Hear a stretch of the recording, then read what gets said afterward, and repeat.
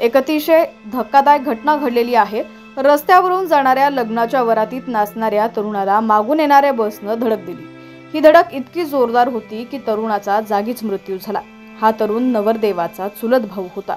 डीजेच्या तालावर तो आनंदात नाचत होता। त्यानंतर बसनं त्याला चिरडल्याचं म्हटलं जातंय। या घटनेमुळे संतप्त झालेल्या नातेवाईकांनी रास्ता रोको केला।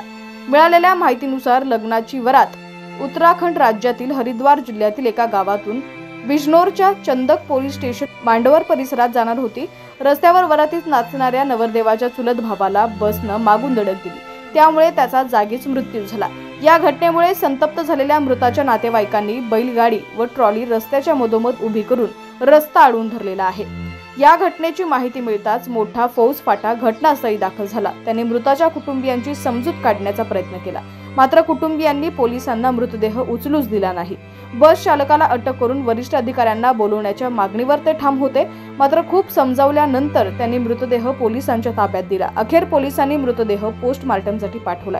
पोलिसांनी दिलेल्या माहितीनुसार हरिद्वार जिल्ह्यातील खानपूर पोलीस स्टेशनच्या जसपूर रणजितपूर गावातील रहिवासी महावीर सिंग यांच्या मुलाचं लग्न होतं आणि त्याचीच वरात निघाली होती। याच वरातीत जसवीर देखील नाचत होता। सर्वजण आनंदात होते।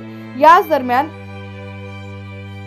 बालावडीकडे जाणाऱ्या बसनं धडक दिली। याच जसवीरचा जागीच मृत्यू झाला।